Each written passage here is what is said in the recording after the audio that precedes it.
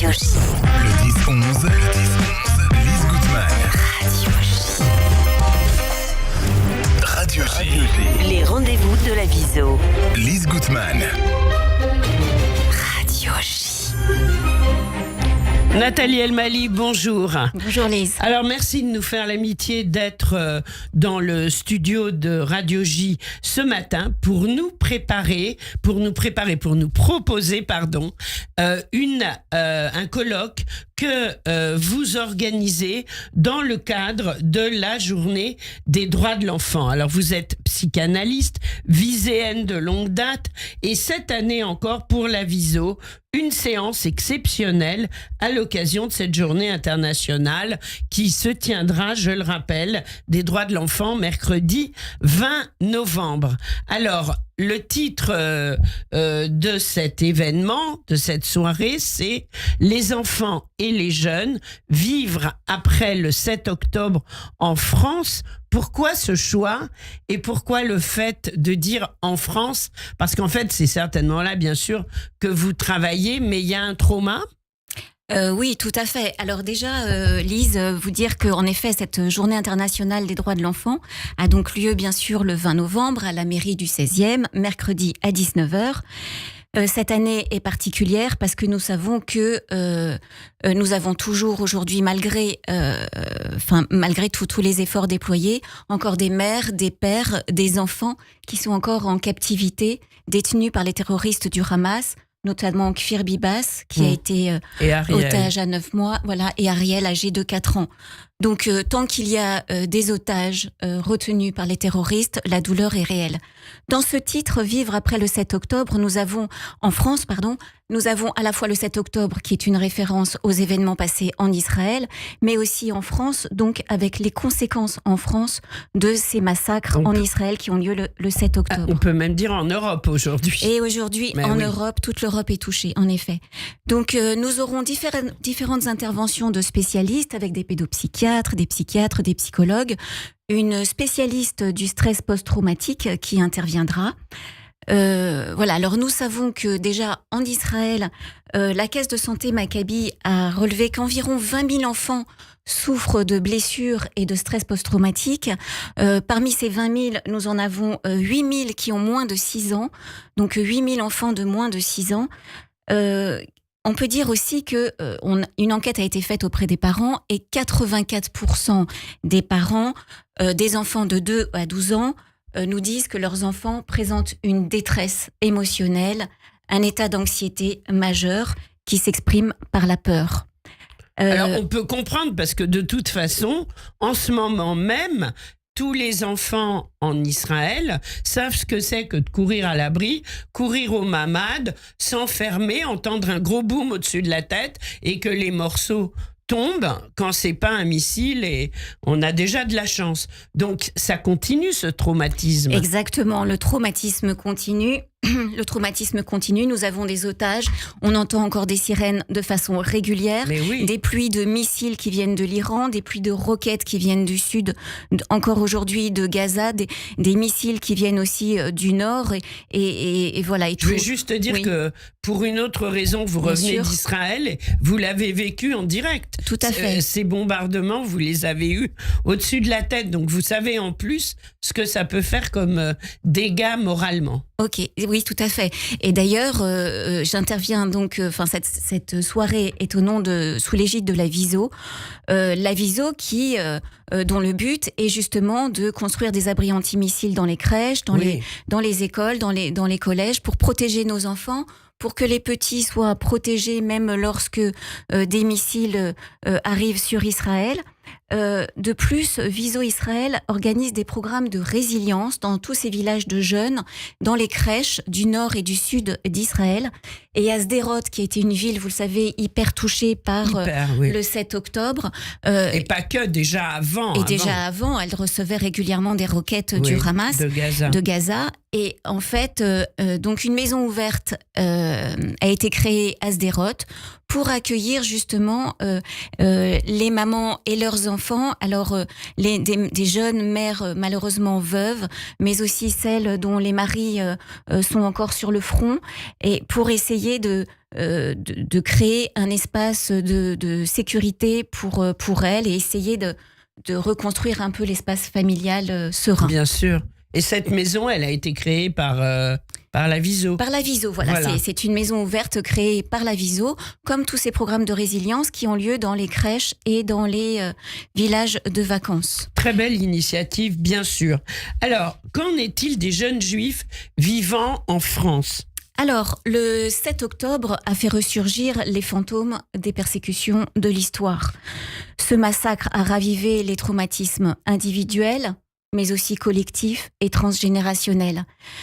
Au massacre du 7 octobre vient en plus se greffer un antisémitisme décomplexé. On l'a vu, on le voit en Hollande en ce moment, à Amsterdam, mais on le voit aussi à Paris. En fait, une enquête de l'IFOP est parue en avril 2024 qui montre que 86% des juifs français ont peur pour eux et surtout pour leurs enfants. 54 des personnes interrogées ont été insultées car juives, 32% ont été menacées sur les réseaux sociaux et un quart ont reçu des menaces d'agression, soit une personne sur 4.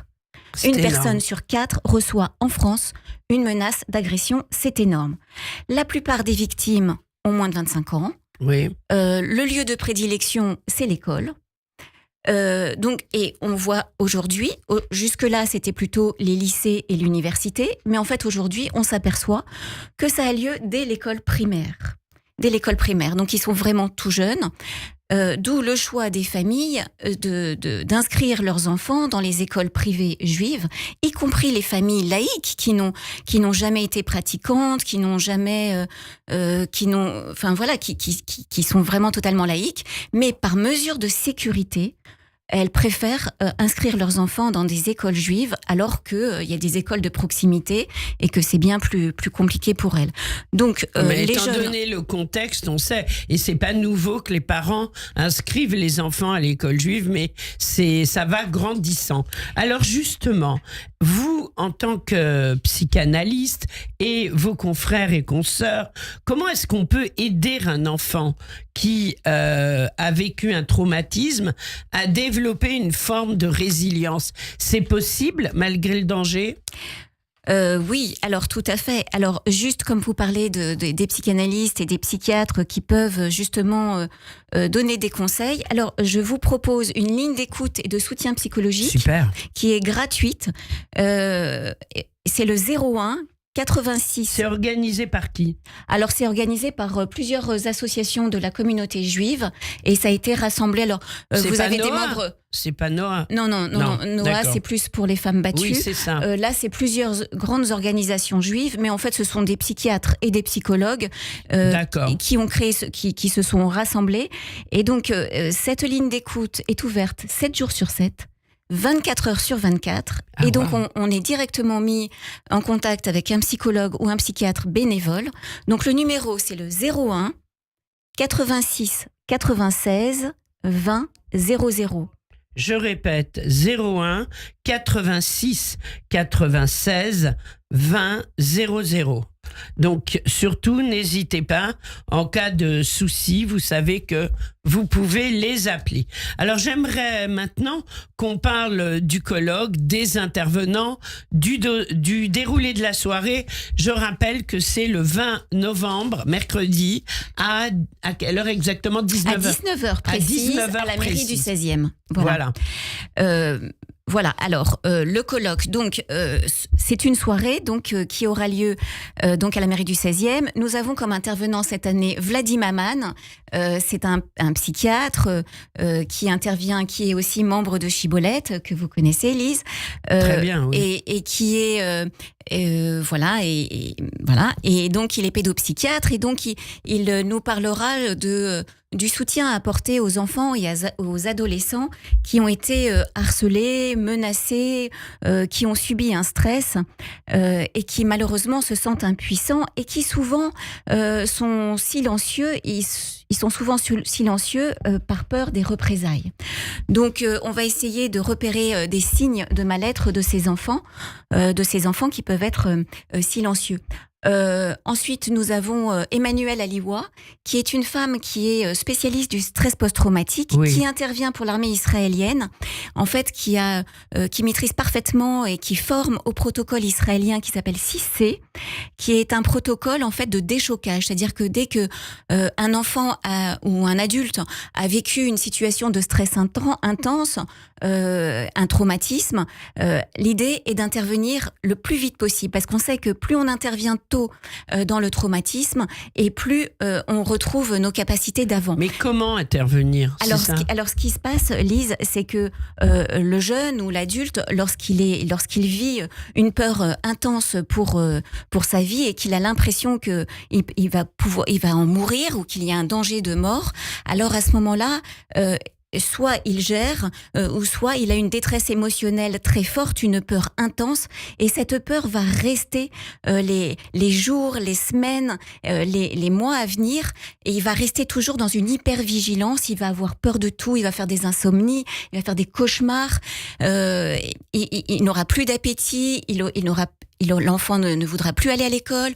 Enfin bref, on voit un enfant qui s'accroche à ses parents, qui n'ose plus les quitter, parce que d'abord on sent en France aussi un climat de peur et d'anxiété, voilà. Et donc qu'est-ce que je disais, Lise ? Oui, donc comment on peut intervenir ? Voilà, et comment on peut intervenir ? Donc Emmanuelle Aliwa, elle utilise la technique de déchocage. Donc c'est d'intervenir très vite, tout de suite, pour remettre l'enfant ou l'adulte en activité. C'est-à-dire faire parler l'enfant très vite. Faire parler et surtout le faire agir tout de suite. C'est-à-dire que, en fait, quand on est traumatisé, on est dans un état de sidération. Oui. Et du coup, on a tous été le 7 octobre. On a tous été sidérés le 7 octobre. Et on n'arrivait pas à en parler après. Exactement. D'ailleurs. Mais quand on est menacé, quand on a des menaces à l'école, et qu'on n'ose plus aller à l'école parce qu'on a peur d'être insulté, d'être menacé du regard des autres, alors à ce moment-là, il peut y avoir un stress et une névrose, et une angoisse qui surgit rapidement. Et donc, l'idée, c'est de remettre en action. Et d'ailleurs, on le voit en Israël. Après cet état de sidération, qu'est-ce qui s'est passé ? Tout le monde s'est rassemblé. On a préparé des repas pour toutes ces familles déplacées. Voilà.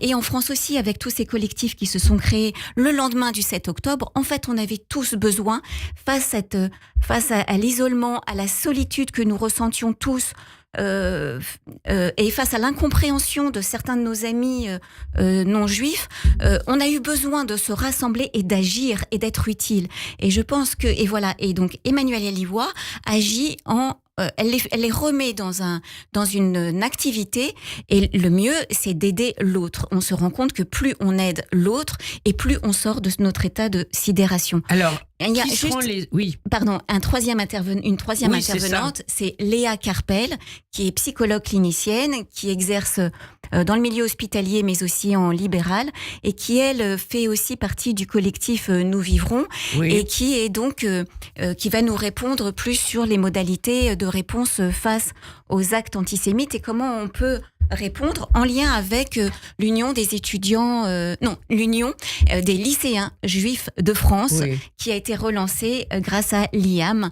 Voilà, et donc peut-être même... Donc une soirée passionnante dans laquelle on va essayer de comprendre les mécanismes du traumatisme par rapport aux événements en Israël. Ce sera donc le mercredi 20 novembre à 19h à la mairie du 16e, organisé par la Viso dans le cadre de la journée des droits de l'enfant. Je crois que j'ai bien compris, Nathalie. Juste vous rajouter qu'en fait, comme les années précédentes, il s'est toujours axé sur des débats, des rencontres avec le public. Ce qui est intéressant, c'est l'interactivité, c'est l'intelligence collective. Et donc, ce qui est intéressant, c'est de penser tous ensemble. Et donc, les personnes qui seront là, comme les autres années, interviennent, posent des questions, font des remarques, parlent de leurs témoignages en France, en Israël.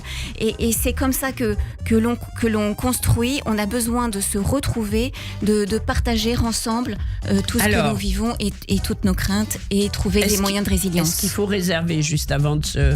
Oui, alors vous avez un lien, vous pouvez appeler la Viso, vous pouvez aussi... On va sur le site surtout. Vous allez sur le site de la Viso, voilà. Viso France. Viso France, et vous pouvez en effet... Et on s'inscrit pour la mairie du 16e le 20 novembre au soir. Merci d'avoir été avec Lise, nous, merci Nathalie beaucoup. Elmali, et puis bravo pour ce que vous faites quand vous le souhaitez dans le studio de Radio J. Merci beaucoup Lise.